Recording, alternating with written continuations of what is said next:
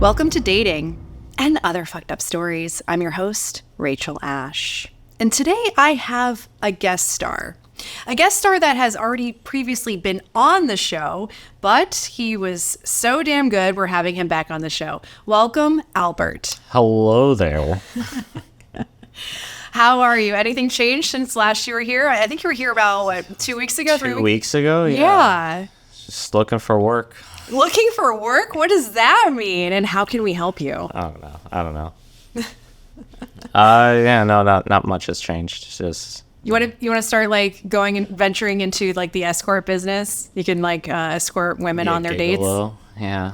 What was it? A gigolo? A gigolo, yeah. Did you say gigolo? Yeah, gigolo. Gigolo. It's gigolo. Tomato. Well, you're from New York. Is that how they pronounce it in New York? They're like gigolo. You know, it's kind of like Jif and Jeff. Like, like what is it? Is it GIF? Is it Jif? Like, what is it? I think I'd pronounce it as a GIF. Is it GIF or GIF? I don't. Or is it how GIF? I say GIF. So, I mean, when I was going through the fine art program at University of Florida, they pronounce it as a GIF, not a GIF. I guess it's just what I'm feeling for that day. I'm like, I just go to my up. boss. I'm like, hey, do you want these as gifts, or do I say GIFs? I don't know. But when you say it that way, it sounds like you're saying, "Do you want a gift?" Yeah, it's a gift, isn't it? No, but it sounds like gift with a T at the end. Yeah. Gift. All right, take out the T. What do you get? GIF. There you go. It's not a GIF. I'm sorry. It's a GIF. It's a GIF. All right, so we're going to go ahead and dive into what the primary focus of today's podcast is going to be about. And I brought Albert on here because he is a single man here in South Florida, and he's, traveling through this world of dating currently. So recently, it's interesting. Recently, I started listening to this audiobook by Steve Harvey. Yeah. Have you heard of it? It's called Act Like a Lady, Think Like a Man. Oh yeah, that was like all over the news back in the day. Back in the day when you were in diapers, right? Back in the day. And what year did it come out? 2009. Why would I be in diapers? Because you're a young, 20-something? I was probably like 16, 17 when that book came out then. Okay. Yeah. All right, so yeah. I never even heard of it. Recently, a good friend of mine, she told me about this book. I was just not getting out of a relationship, but it wasn't even a situationship. Like, have you ever been in a situation where it's like you're dealing with all of the same things that you would be dealing with if you were dating somebody? Like you're not dating them, but you're like friends, but not friends. Like you're more than friends. So I was like dealing with that kind of situation. And she's like, you know what, Rachel, I think you need to look at this book. Like you need to listen to this audiobook by Steve Harvey. And it's called Act Like a Lady, Think Like a Man. And I started listening to it I started listening to it the other day. And, it's just about the mindset of the man and how like women and men are completely different in their mindset. Would you agree with that? Like when it comes to love, that men and women are completely different? 100%. Yeah, absolutely. Obviously, like there's no doubt about that. Okay. Have you like listened to his audiobook? No. It was actually from 2009. It was like 15 years ago at this point. Don't say that.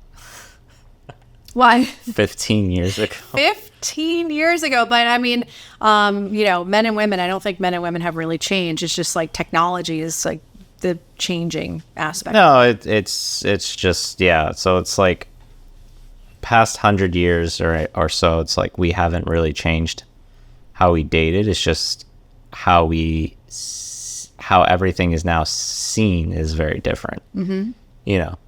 It's like what Will Smith said. It's like racism didn't really go away. It's just now recorded. That type of. It's the same. You're gonna quote Will Smith after all that stuff that happened. Yeah, he said that. He's not wrong in that. Yeah, I mean, I think he said that. I don't. That like that incident he had a few years ago really changed his image. Like that was not. I don't think that was a good look for him. I mean, it was PR. Whether it's good or bad, it was PR. I don't think it was great on his image though. I saw Bad Boys the other week. That was pretty fun. That was a good movie. I don't know. Like I used to follow Will Smith. I used to be like really like I used to follow him. I mean, when that happened, it kind of changed. He's a pretty good example of, I guess, like he's just not in like good relationships, basically. Like he gets taken advantage of a lot, because she didn't find that joke funny and he reacted the way he reacted, and then she went back on that, why she reacted. Like, you think it's because he reacted as a man, like he felt like this is what society expects me to do as a man. No, to I take wouldn't care of say my wife. that's not what society expected him to do. That's what she expected him to do. That was the dynamics of, or that is the dynamics of their relationship. Yeah. Yeah. Okay, so let's go ahead and we're gonna talk about Steve Harvey's 2009 version of the man's mindset, which lay it on me. I think it's like very valid. It's valid in today's society as well. So the mindset of a man, and you can agree with me, disagree. I mean, you are a man, you have a penis. I do not have a penis. I mean, I'm not going to show, but like, I don't have a penis, clearly. Don't show, don't tell. But I think like a lot of listeners to this show would really like to gain some insight into the male psyche. Like there's a lot of single women listening to this show. And I've had women reach out to me, like, where should I try to meet men, single men, who are available, who are willing to commit, have a family, and things like that. So I think diving into what a man is looking for and how they love will help a lot of single ladies out there who are having a little bit of trouble right now, at least in the South Florida area. I mean, did you see what one article came out recently? Yesterday? Yeah. Okay. Yeah, unfortunately, there was an article that came out yesterday, and it said South Florida was the worst place for single people. Yeah. There you go. I don't disagree with that. I mean, as a single, there we go. What? Like that's what it is. Okay.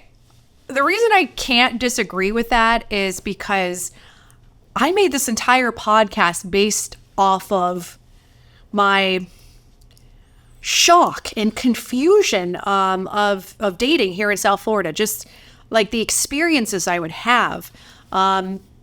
And I thought maybe I was just singular in these experiences, but I have spoken to a lot of women and a lot of men who have similar frustrations when it comes to dating. So this whole podcast came out of that. So I definitely agree with hey, South Florida is the worst place to be as a single person to find a commitment. I've always told my parents this, and they just never believed me. Did you send them the article once it came out? I haven't sent them the article, but I do want to send it to them and be like, yeah. I mean, given this information has always been known, at least in my head, it's like, damn, this is because I would travel to different areas in the world, and it was just like heaping different like dating style, and it's just like, hey, wow, I feel like I can make like a communication mistake and it's okay, compared to here where it's just like, oh, they're just like, nah, I'm not interested anymore, and it's like,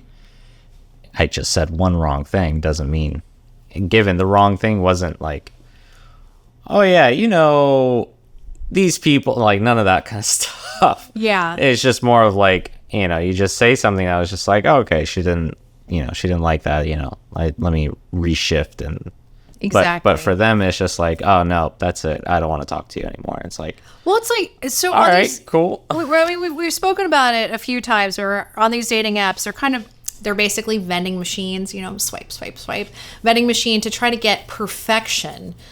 So back in the day, you used to meet somebody in the coffee shop and, okay, she doesn't like oysters, no big deal, but you're like buying into that relationship, getting to know her. Whereas now you're on dating apps, and if she doesn't, like the same color as you, is like, blue, she doesn't like blue. Okay, forget it, Yeah, it's just a recent term I've heard is just like, and I think a lot of people used to do this, and now there's just been like a huge stigma of to not do this, and it's that like mirroring your partner. And it's just like, if you, what does that mean, mirroring your partner? It's like, oh, you like blue, I can see myself liking blue. Do you mean like a prospect, or this is somebody who you're in a relationship with? Like a prospect. I mean, it's always going to be a prospect. It's just like, you are you, right? But then if like you meet someone else and it's like, oh, they like to go and cosplay, it's like, okay, I can definitely get into that. And growing up, that's all you've done, especially in grade school. You are mirroring other people and their personalities because you as a person are growing up. But I guess like nowadays, it's just, especially in South Florida, like everyone is all about, oh, I'm my own person, I'm in independence, and I expect this whole list of this person, who clearly doesn't exist. And it's like, yes, I want to go, I'm super interested in my man knowing his wine, smelling it, listening to it, and all that kind of stuff. And then and it's just like they have this entire list of what they want for their man, and it's just like, well, that obviously that person doesn't exist, and they're not willing to mirror that the man. Basically, it's like, hey, he likes to play video games, like, okay, yeah, like let me go and watch him play video games. Well, it's really interesting you should talk about mirroring, because this is something that we spoke about on actually the previous episode to this, with Rob Wild. Like yeah, we spoke about this with Rob Wild, about how like some men initially, they'll see, okay, this woman is into rock climbing. So they're like, you know what, maybe I can get behind that. Maybe I can, be a rock climber with her. Like, get to know her. Maybe this will put me out of my comfort zone. Maybe this is good. I mean, that's to like try to win her over, of dating is to be outside of the comfort zone, especially for like girls who's like, yeah, I want a guy who's like a wine sommelier and who reads like 2 books every month or whatnot. It's like, that's ambitious. Do you do that? Do you know your wines? Because last time I checked, you're buying a $12 red at Whole Foods or something.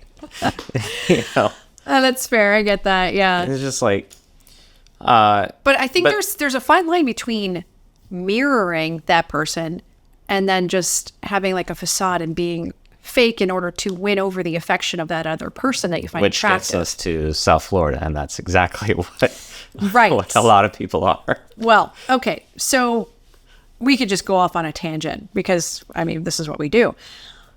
But let's dive into the psyche of a man. Let's dive into your brain, Albert. Okay. Granted that you have a normal functioning male brain. I think you do. Last time I checked. I think you do. You don't seem like a sociopath, so you seem pretty normal. No.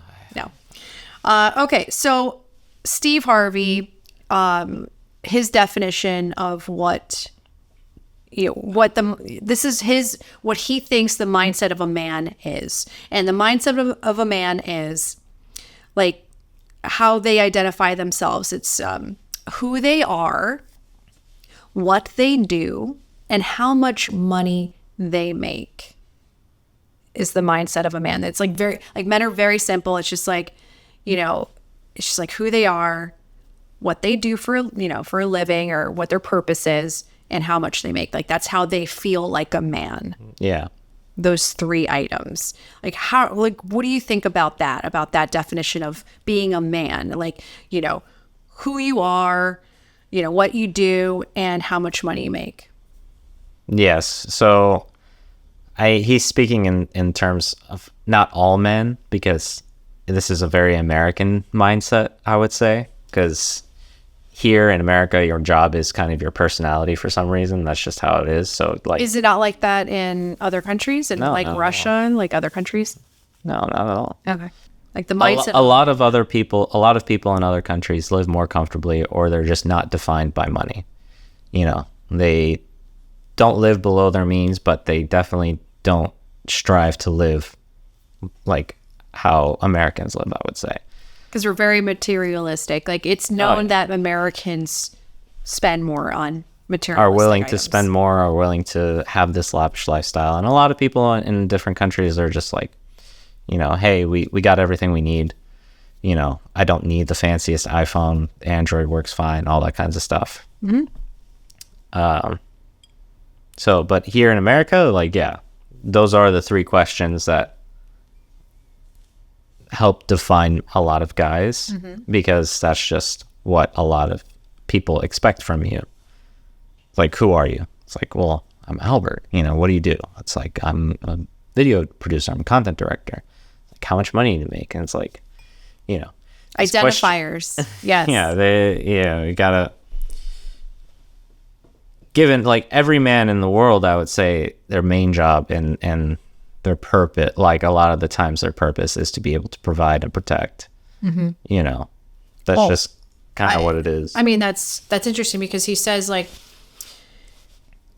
as a man, you should be giving the 3 P's. Like, there's 3 P's to being a man. You should be able to profess to a woman, like, meaning you're professing, I love you, like, this is my woman, this is my lady. Yeah. You should be able to protect that lady. Okay. Defend her honor, protect her in case of any kind of physical danger, things like that. Right. And then provide. So provide financially, emotionally. But those are the 3 P's to profess, that, oh, this is my person. I love this person. So profess, protect, and provide. And that's like the entire purpose of the man, like what the man is brought up to think his role is in society. Right. What do you think about that?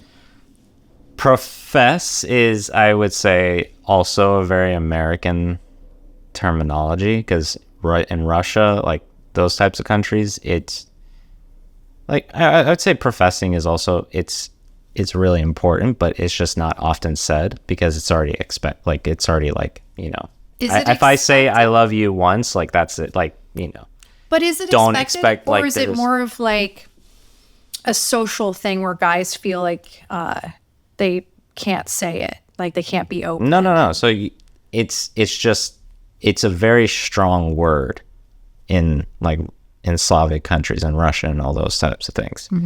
Saying I love you is just like, it's very, very strong. It means has a huge, deep meaning over there. And so claiming that person as, this is, not just, hey, this is Rachel, this is my girlfriend. Like, that's putting a label, a title on somebody, like professing this is my person. So, I mean, if you're going by that way, then I guess, I don't know how a lot of them do that over there. Because it's just like, hey, that's my wife, obviously, or something like that. Yeah. But I guess, so I probably got misinterpreted the profess part, because it's like here, like a lot of people say I love you a lot, or it's like, and they profess and all that kind of stuff. And I guess the word doesn't have as much weight as it does when it go to like different countries and they say it and all that kind of stuff. Because there's not a lot of like, from what I understood, professing, it's just more of like, that's already like, you said it, you don't have to reassure me or anything like that. It's like, I know. And, you kind of have like an understanding, basically. Yeah. Protecting, that's always going to be, obviously. And then, what was it? Providing. Yeah. I mean, the woman shouldn't have to be worried at all. That the man should, historically provide. Historically, yes. These days, not so much. So I'll tell you, a lot of people in my community in New York, they have a lot of expectations of like, oh, you got to get married. He's got to provide, you're going to have babies and happily ever after. And it's like, well, we're in 2024. A New York shack is now like $1.2 million. Oh, is that all? That's a bargain. It's just like, hey, a lot of these girls aren't having to go to work, also to be able to provide for the dual income that needs to be able to suffice for all these now new payments. So that's becoming a huge problem over there, where they're just like, oh, he's supposed to go to work, you're supposed to stay at home and all that kind of stuff. And it's just like, well, that's not what it is anymore. So providing is just like, I feel like nowadays it just like, yes, the man is supposed to provide, but I think it's kind of shifting to where it's like, hey, we both are in this together, and we both need to be able to provide in order to make this work for the household, I would say. Yeah. Would you say that men are driven by success, like being successful? I know I am. That's just ingrained in me, I guess. So something else that Steve Harvey was mentioning on his audiobook is that men are driven by success. And a lot of times they won't be open to any kind of commitment with a partner unless they feel like they have already made it or are on the path to making it. So if they don't feel like they can provide to that partner, it doesn't matter if they meet somebody fantastic, they're not going to be open to a relationship. And they're not going to be able to even give you the time you need in the partnership. Like they're just not open to a relationship because they feel like they are not there in their life. They have not reached that level of success that they want to get to in order to have a family and a partnership. Yeah. I definitely feel that as well, because it's like, oh, I don't have anything right now. It's like, how can I be able to provide or give a sense of stability? Mm-hmm. Given that kind of thought process as well has, I guess, attached to a lot of girls in South Florida. And so it's like now there are requirements of like, oh, he has to have a car. He has to have his own place. He's basically got to be a finished product before I come in, type of thing. And it's just like, are you yourself a finished product as well? And it's like, if that's not the case, and it's like, what are we doing, I understand that. I also think as a woman, we maybe think a little bit differently. It's not all women. I don't want to generalize all women. But for me, I'm willing to hop on this journey with you and help you grow your business and be in your life and help you out in order to achieve your success and my success, right? I'm willing to jump on like that. But a lot of men are just like, no, I can only focus on business right now. There's no room for a woman in my life. She's only going to be a distraction. And they just will, work until their late 40s. And you're like, now it's time to settle down. Let me go find a 25-year-old wife. Yeah, but now they don't know how to communicate to people or how to date or anything like that. They not necessarily that they don't know how to communicate to people because maybe they're very successful in their business, but maybe dating-wise, they're going to have a disconnect. They never had any type of experience from it. So yeah. It's always going to be an effect, some bad effect from waiting too long. Do you think the way inflation is going and the high cost of living, that is affecting millennial happiness in a sense when it comes to actually having a partnership and having a family? Do you think the numbers are I don't think it's less than usual? I don't think it's for millennial because we're kind of like, we're already used to this, and it's like this is what it is, and we kind of made it work already. For Gen Z, however, I think I told you this last time. It's you're pretty much almost on the cusp of like I think zillennial, You're a zillennial, yeah. I like that term, zillennial. So what would you say is the current dating demographic? Like what's going on? So for Gen Z, they're not interested in like dating anymore. What do you mean? They just got started. What do you mean they're not interested in dating? Oh, they're in their 20s now. Yeah. Yeah, that's prime time dating. That's when you like. Well, they're just not. A lot of them are now even saying it's like, hey, we're not interested in seeing like a random love story just happen in a movie anymore. Like they look like friends, and all of a sudden they just fall in love with each other. Like that makes no sense. They're not. I guess they just already seen, especially with dating apps, like they've already seen the damage that has been done with the millennial generation, and they're just like, no, we don't want to deal with it. Right. We're dating has been such a complete turnoff for them from how we experienced it, and they just kind of saw it. It's like the younger sibling. They see all the mistakes that the older sibling did. It's like, don't want to do that. So what are they going to do? Like, is the human race just going to die off? No one's going to have children? What's going to happen here? I mean, so in Miami, there's such a huge requirements for a woman when it comes to men for when it's dating, and it's vice versa. So you're a man. What do you think a woman's requirements are? I can say like what if we go, let's say the very shallow route, right? Oh, let's have fun with this. Okay, dive might right as in. well. Cheers. Yes.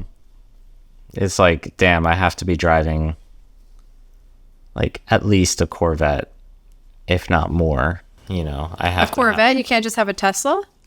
No, Teslas don't do anything anymore. Oh, really? Yeah, unless you get like Tesla Roadster and whatnot. Wait, so we're talking about Miami? Were we talking Fort Lauderdale? Were we talking Palm Beach? Like, what community are you talking about? I mean, this can go for the entire Tri-County area, because you go to Palm Beach and a lot of especially like Delray, or if you go to like places like the Breakers,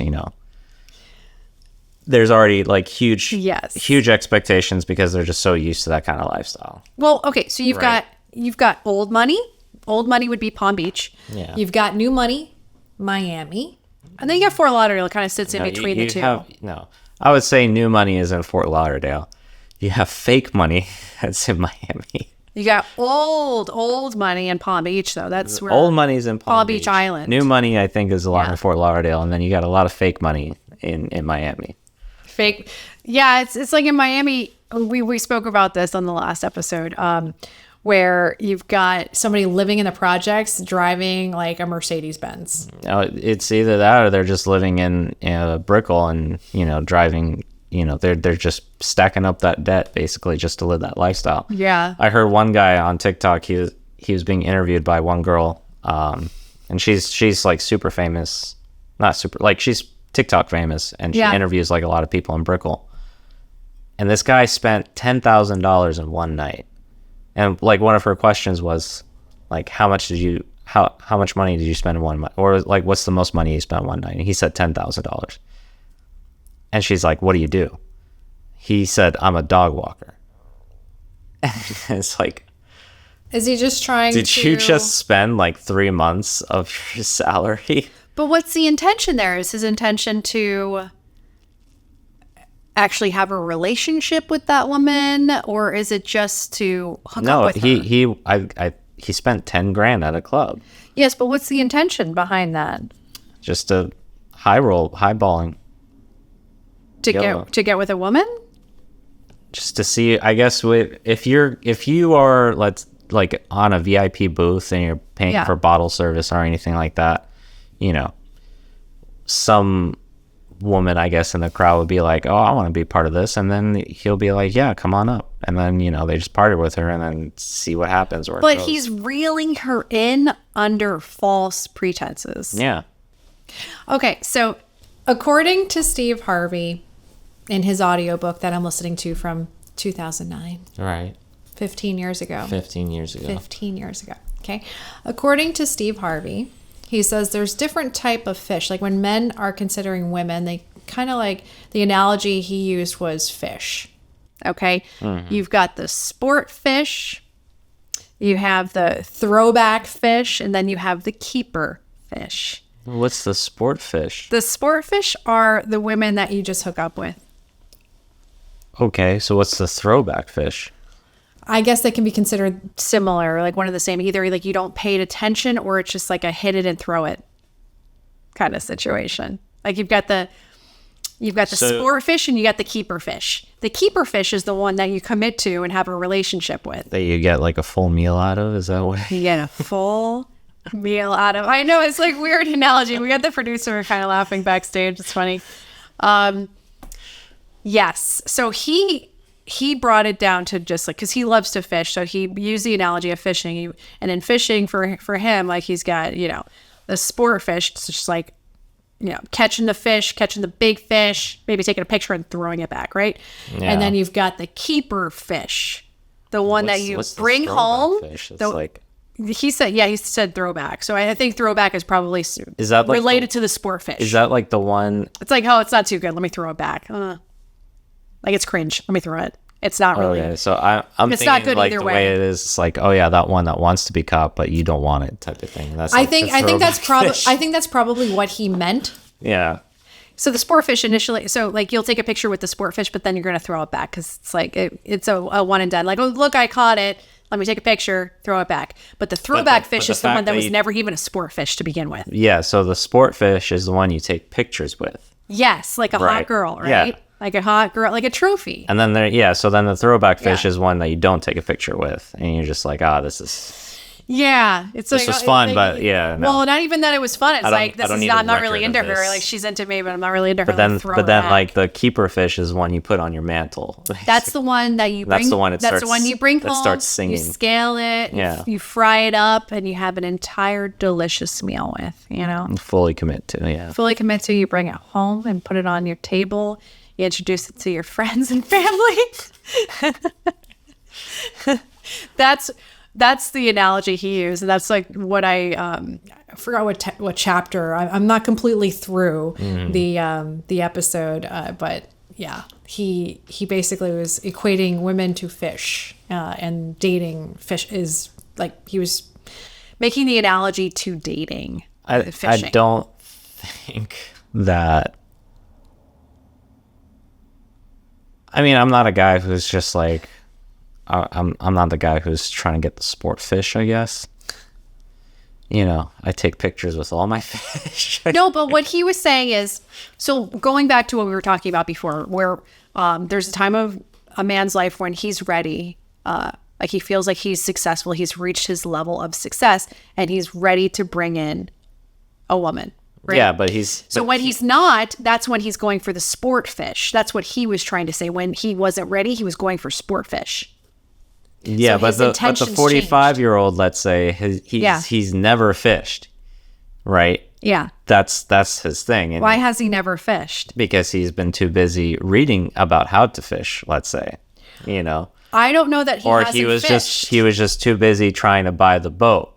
No. Was it that he hasn't been fishing the entire time, or that his intentions have changed? Maybe as he's been growing his business, there's definitely he's two different routes for that. Right, but maybe as he's been growing his business, he's been going for the sport fish that are like easy flings, one night stands, maybe a few dates here and there, and then throw them back. I'm not looking for But- anything serious. Oh, serious? No, we're not serious. Hold on. The sport fish are some of the strongest fish. You need expensive equipment to catch those types of fish. Yes, sometimes. If you gotta go get a Walmart fishing rod, are you gonna go and catch like a friggin' sailfish out in the ocean right now? You never know. So sport fish still requires some level of equipment in order to capture, Yeah. right? Mm-hmm. You need a nice boat that you're not going to sink into, because that's going to be a strong hook to get into. Well, I you mean- don't want a rod to break. Haven't you ever read Hemingway's Old Man and the Sea? No, like, you should read it. probably. Yeah, I'm you really should. I'm more of a movie guy. Okay, I'm gonna put you to the task of reading that, but I digress. Go back to what you were saying about sport fish. But that's what it is. No. Yeah. So No, not necessarily. it doesn't have to be like an expensive catch. but that's what sport fish is. It's So- a sport fish as I mean, based off of the definition that we just came up with. I don't know if that's from the book. Right. It's something that you want to take a picture with, right? Yeah. So you're not gonna go and take like a picture of like this size of a bass. And it's like, well, that's not. Well, no, that's a throwaway fish, right? Right. So Okay. the guy. So I who's- guess you could see it in that way, but also it was more of like a, hey, I'm having fun with this. The way he spoke about it was like, yeah, I'm having fun with this, but this is not really marriage material. Like, this is not like a keeper. All right. So there's two different types of guys whose sheer focus on work. Yeah. Right. So you have the one that's like still trying to date and fling, who's just purely on the for the flings, right? He has a good job, and he has a good place, and he can still do that. He's not where he wants to be yet, but he can, progressively level up. And then you have the guy who doesn't date, who doesn't see anybody, waits until he gets his big house, his car, and then he goes off and dates. He has no experience of fishing, right? Yeah. And then the other one has no experience of actually finding somebody. So you have a disconnect here. Yeah. You have men who don't know what they're doing. So these 45-year-old guys who's never actually dated properly, because that 45-year-old guy who's who had his flings can't get out of that mindset. He's 45, and he's never had to make his fear is making the wrong decision. Right. When his entire life he's made wrong decisions, but at least he can backtrack it. Mm-hmm. But now he has to make this lifelong commitment. Not going to be.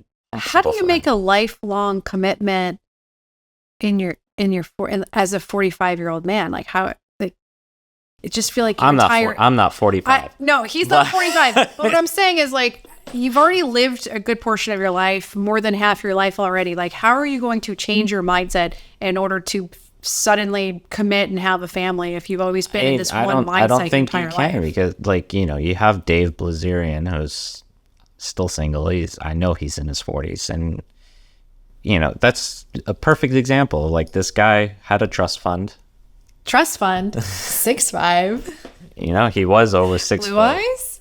I don't know about that, but he was just flaunting all of his money, and then he lost it all after like 2 years after he got it. Why? Because he spent it all. He spent it all? How much did he have? I don't know. Yeah, I think he had like 15 or 20 million. How do you spend all of that?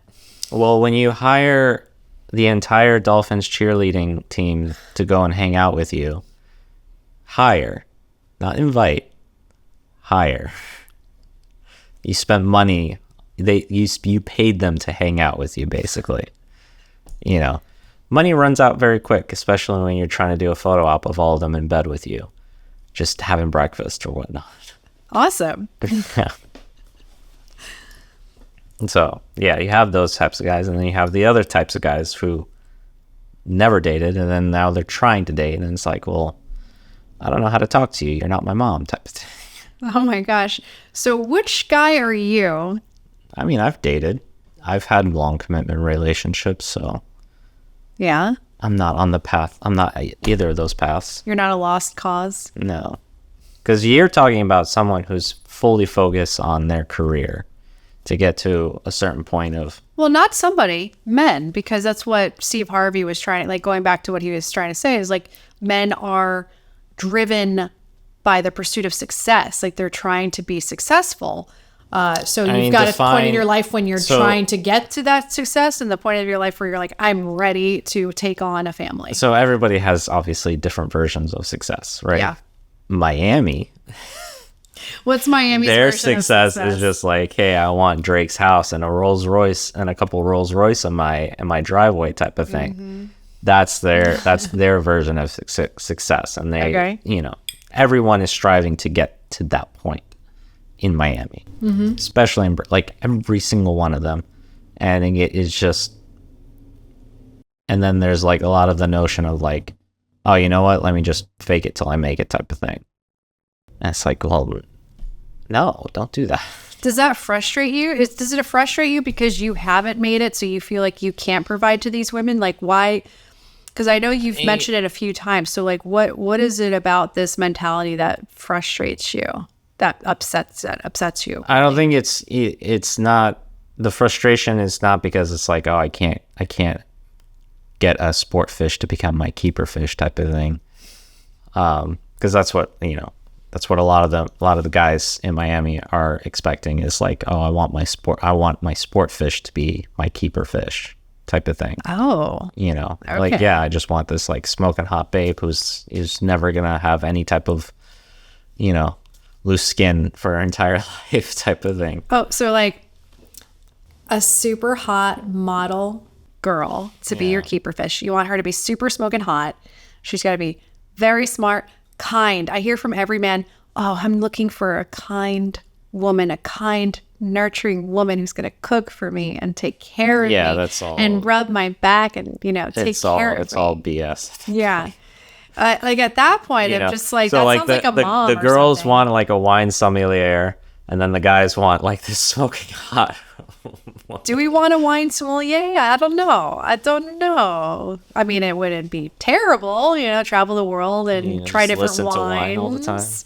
I did go on a date with somebody who was, I believe he was either a first or second degree sommelier, which, like, to get to that level There's is pretty- degrees. There's degrees. It goes all the way up to 4. 4 is extremely rare. Okay. But he was definitely a 4. I mean, not a 4. He was definitely a 2, I believe. Okay. Yeah. So he had an exceptional palate. My guy was not my guy. Yeah, I think he's actually engaged at this point. We still keep in contact. We're friendly. Okay. Yes. So the expectations of women in South Florida, are they looking for yachts and millions of dollars to be just, you know, raining down on them? Like, what's the expectation here? I know a lot of them do expect that. It's like there's been a lot of times where I go in the rabbit hole of Tinder back then, and like, especially going to Miami, it was like all the girls' descriptions, like, if you have a boat, let me know, you know, because I just want to be on a boat. And it's like, okay, like, they're not gonna swipe right unless it's a picture of you on a boat with your tag and title of that boat, basically. But if you have a boat and this girl says she wants to get on a boat and she's smoking hot, all right, jump on my boat, you know? Yeah, that's what they do. So the competition, you're saying as a man, the competition is fierce because you're losing out to other men who have substantial resources. Well, that they have money, yeah, or they're at least parading that they have money, yeah. You know, I told you one time that it's just like I known people in New York where they would spend more than $200 on their dates. You know, they would do wine, appetizers, desserts. Which nowadays is not that much. That's a basic dinner now. But it's just that, but they would continue doing that even though that was not in their means. And then once they got married and had babies, then it's like all of that kind of went away. And then she kind of was more struck of like, oh, this wasn't the reality that you given me, basically. Yeah, this was not the lifestyle that I thought you were. Yeah. You know, and so it's like that's going to come down to a lot of those people in Miami, I guess. Yeah, you go outside of this, even like you can even go to Orlando. It's like it's a lot more lenient, I would say. I mean, that's probably true. My brother lives in Orlando, and it does seem like a very different dating scene. Than we're experiencing here in South Florida. People kind of, you know, I feel like it's more because of the college town that's in there. Yeah. But it's also the parks. A lot of people work at the parks. Yeah. And so they all kind of just have more of an understanding. It's like, yeah, we're not going to buy a Rolls Royce, let alone a house in the next couple of years type of ideology. Right. But you keep mentioning like New York, right? You think New York is any different than South Florida? Well, I'm mentioning New York partly of the community that my family is from. Yeah. And then, you know, going into the city, because the community, it's like they're in deep Queens, Forest Hills, you know. They tell me with a straight face that they're bored in New York City. I'm like, that makes absolutely no sense, but okay. And then there's New York, like in the city, where last time I was there last week or a couple weeks ago. It's a lot more bohemian than I remember. Bohemian? Oh yeah. Well, you were in Brooklyn, right? Yeah. Brooklyn has always been that. I was like a little like, damn, I kind of feel like I'm in California right now for some reason. Oh, to that extreme? Yeah, it was just like super hippie. All right. yeah, it was absolute way majorly hippie. Like Kendall would be so happy about it for some reason. But okay, that's really interesting because it's not cheap to live in Brooklyn these days. It's quite expensive. So you've got like these rich bohemian people running around. It's kind of like a contradiction. I don't. That may be the case, but I think it's like also a lot of them are doing what New York City was in the 1920s, where there's like 5 or 6 of them in like a 2-bedroom apartment type of thing. You think so? Probably. I mean, they were doing that 10 years ago, like the finance bros. Like I had a friend of mine who lived in New York City. Like she had just graduated and she was working for a bank, I believe at the time she was working for a bank. Yeah. And she kept going on and on. I had never met her boyfriend. She was going on and on and on about how she's got this boyfriend and he's very successful. He's in the finance industry and all this and that. And, I was like, early 20s, I was like, oh, okay, that's great. She's like, he lives in Tribeca. He has a luxury apartment. We go to the luxury apartment and he is living with 3 or 4 other guys in this very, very tiny apartment. And his room is basically the size of a closet. And yeah, I mean, how successful could you possibly be if you've got 3 or 4 roommates and you're living in a box that you don't actually own? Like it to me I'm like, how is this luxury? It doesn't scream luxury. It screams like barely getting by. I mean, given the word luxury on luxury apartments are a way for them not to put Section 8 people anywhere near them. So that's a whole just legality reason. No, but luxury, like she like framed it as luxury apartment. If this is a luxury apartment, what do the projects look like? They must look atrocious. Like, damn. I bet he had an American Express Platinum though. He was very willing to pay for that. I don't know, because I think some of these people worked in finance and they don't necessarily make as much after New York City state, like New York City tax. A lot of You've got the city tax, you got the state tax, you got the federal tax, you got like 3 forms of tax on you. I got that part. So there's no way they're making that much money. I still know for a fact that they still are. I mean, a lot of the money that is probably being spent is just going out. Because that's kind of like what the whole thing is over there. Sure, it's a show. You're trying to like outperform the next person. You're like, no, what do you work in? I work in finance. No, that's in Miami. Here, over there, when I went with my buddy two years ago, like everybody was in finance. I don't know if that was the whole truth. Last time we went, everybody is now in consulting. Or at least the circle that we were. You were in Brooklyn, and then another time you were like in Soho? Like where were you that you were getting these responses? So all the finance people were in Soho. Well, yes, because they probably live in Soho and work in Wall Street area. Yeah. So, but like this time around, it's like everybody was just a consultant. In Brooklyn? Yeah. I was like... Consultant, AKA I sell drugs. No, they were all actual consultants. They all worked in Madison Avenue. Yeah, marketing or? No, so the girl that we stayed with, super nice. She was awesome. She did consulting for a lot of like Saudi Arabian companies and all that kind of stuff. Okay, that's pretty legit. For sustainability efforts and all that. That's amazing. I feel like in New York City, it kind of reminded me a lot of being at the University of Florida. I was always like surrounded by very intelligent people who I felt were on a similar level to me. Everybody was just very, very smart. And going to New York City, you've got people who are just like the best in their industry trying to make it happen for themselves. If you can make it there. It's like if you can make it there, you can make it anywhere, right? But you've got like these people who just have this impeccable drive. It's like, I'm going to make this happen. I'm going to be successful. Whereas when you come back down here from being in that environment, that high-paced environment, you come here to South Florida, everyone's just like, I'll get to it when I get to it. Like, what? So that's... Huh? Yeah, that's like people one of the move reasons... so much slower here in South Florida as... yeah. It's different than New York. Well, I mean, some people move a lot slower. I mean, given the overall pace, I guess, is a lot slower. But then there's obviously some people who are like, and I'm guessing they're from New York, and it's just like, yo, we gotta fucking go. Like, come on, Let's go. Come on. Like, why are you guys still on the other side of the street? Like, we gotta go. We went to a bagel shop. My roommate and I was like, it's a long line. I'm like, do you know what you want this time around? Because last time we were there 2 years ago, we go to a different bagel shop, and it's a long line. I already know what I want. Did you go to Murray's Bagels? I have no. In Soho? No, I don't remember the name. But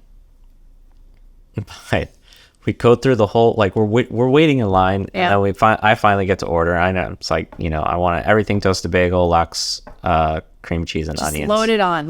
Yes. Yeah. And then it was his turn. He did the one thing that was just like, bro, you do not say Well, it's like Soup Nazi. Have you ever seen Seinfeld? Soup Nazi. It's like, what are you having? No soup for you. Like, if you can't answer immediately. And it's like, I looked and I'm like, we were waiting all this time. Like 45 minutes for that big bagel schmear. It wasn't 45. I have waited that long before. Yeah, for and the I was best just like, bagel ever. you were staring at this menu board for like the past 10, 15 minutes. Stop, he didn't. Really? This is not a time it's for simple. It's just a roll with some cream cheese, basically. Just, that's what you're getting. And Just, I was you like, should have ordered for it. Did you order for him? No, he was like, oh shit, okay. Like, and then he ordered. But I was just like, dude, you do not do that shit. New York is just it's like fast paced. It's efficient. If you're not completely focused, you're not going to make it there. People are going to be like, what the hell? You're going to have people yelling behind you, like, what's up? Like, what? You've been in line for 20 minutes. Like a week behind. Yeah, you're already done. It's like, so New like last week, yeah. I told him, I was like, we were waiting in line. I was like, do you know what you want this time? Did he? He's like, yes, you shithead. Like, okay. Get with the program. You can't do that again. He's from Europe, right? They're not like that in Europe. Well, I mean, he spent half his life here, so he's very used to, slow pace and all that kind of stuff. Okay. Me, it's like I kind of know how to adapt to both situations. Yeah. New York is like, come on, get with it. We gotta go. Come on. Yeah, it's like I came a day before he did. I went to a restaurant, and the guy, he was like already rushing me. I'm like, all right, I already know what I want. But it was just like, it's like, bro, like, come on. So you think dating in New York is easier? Because I feel like South Florida is the sixth borough of New York City at this point. We've reached that level. It's like the more south you go in Florida, the more north you are. So it's basically the sixth borough of New York City. I don't know. I mean, given they're both price point is like kind of matched right now when it comes to like going out, I would say in our. Except you don't have to have a car there. You pay for the subway. Yeah. So the only thing is like, and then if you get 12 trips on the subway, it's free for the rest of for 7 days. Really? Yeah. Wouldn't you just get the month pass? I used to do the month pass. No, you don't have to anymore. Oh, really? No. It's because people don't want to ride the subway? If you just tap your phone, it knows after 12 trips, it's not going to charge you anymore. Really? And how much is it per trip? It used to be like $225 or something, right? No, it's like $290. Okay. All right. Yeah. It's not really? It's that cheap? $290? That's not cheap. No, but you're saying 12. So if it's 12 trips, yeah. 12 trips, you're talking like $36. If it's $36, I used to pay like hundreds per month for the monthly pass. I guess nobody's riding on the subway now. Is there I don't know what you were doing, because that is not. Yeah, that's like way too much. Given this is like I think like a new program that they had like for the past 5-6 years. Probably because nobody's been riding the subway because of No, COVID. I think they just wanted to help the New York community. Is that for real? I'm just gonna move up there. So I mean, I'm going back. I'm bringing my son. I'm going back to New York. Here in Florida, Ron DeSantis also has somewhat of a similar program for Florida residents for SunPass. So like every month, you get half back whatever you spent on SunPass. Is that real? Yeah. I'm going to check because I haven't been seeing anything like that in my SunPass charges.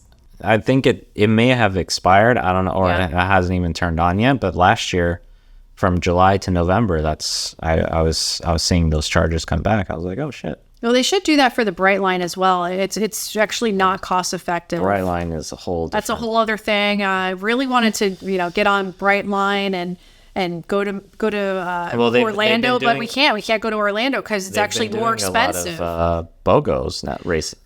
They're not true BOGOs. I went on to try to book one of the BOGOs, and they had upped the price. Like normally it's like $79 each way to Orlando. They had bumped the price up to $150 something, so it wasn't really a BOGO. No, my parents did have the same price, and it wasn't a BOGO for them.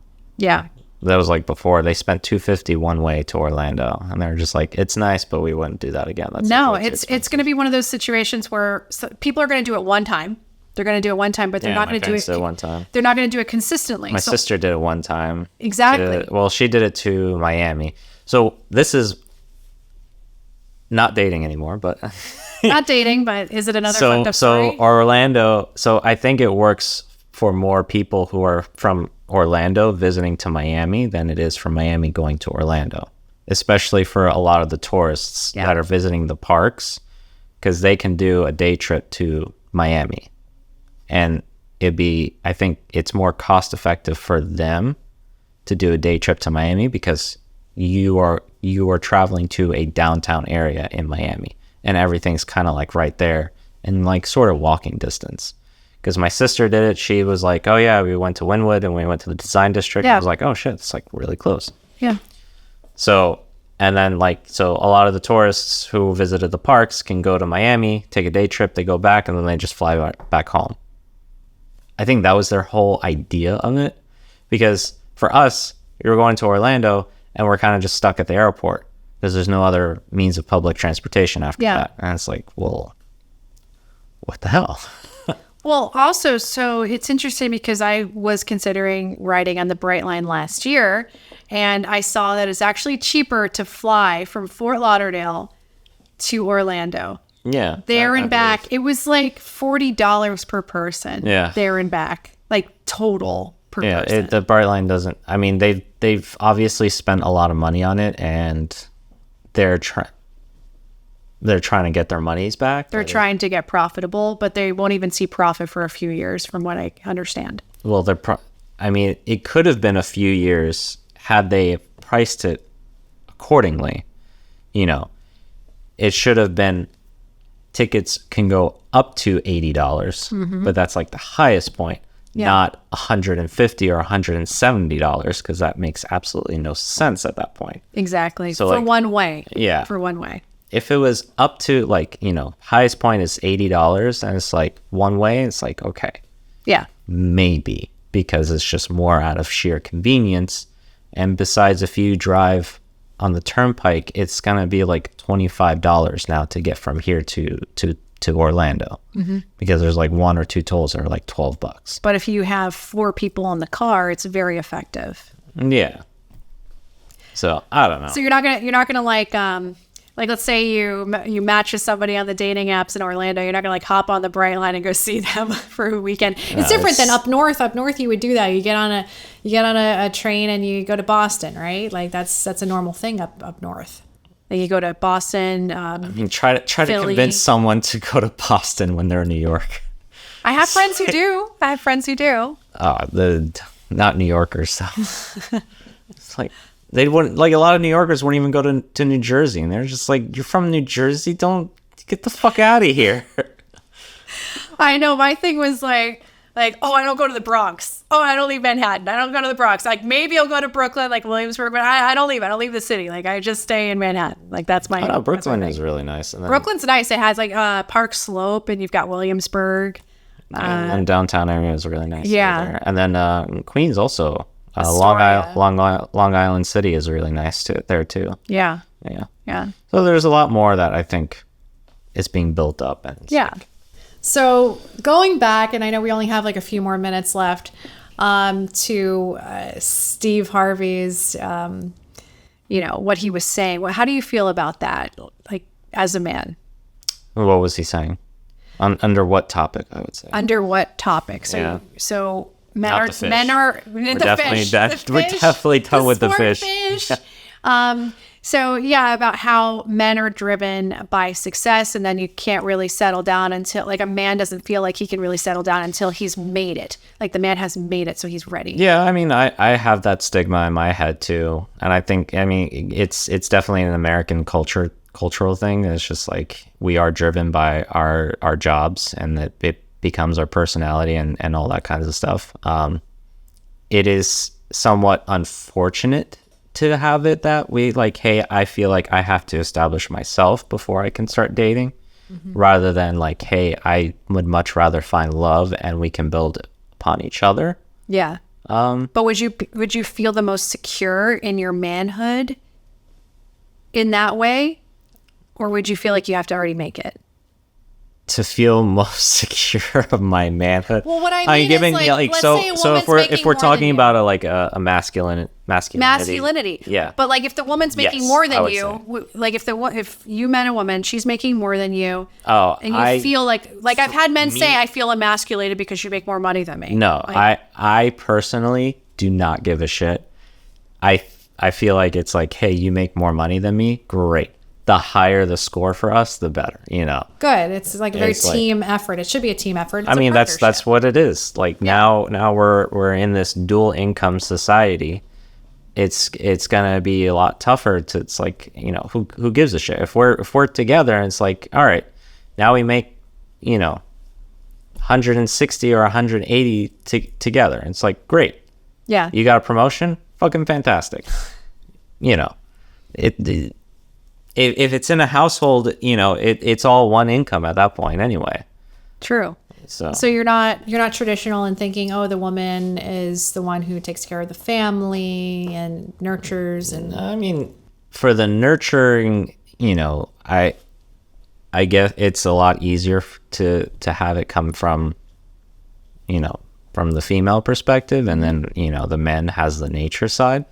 I definitely, I do that with kids as well. It's like, you know, hey, I'm not gonna baby you. You know, like, we got to teach you how to be self-sufficient at some point.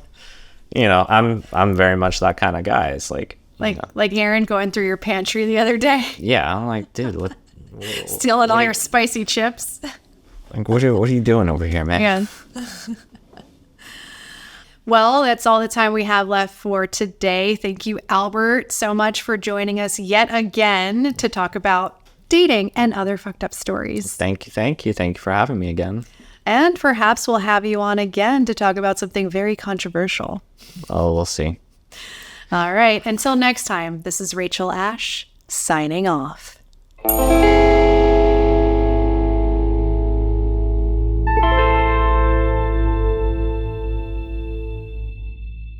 If you enjoy this episode today, feel free to send it to a friend in need.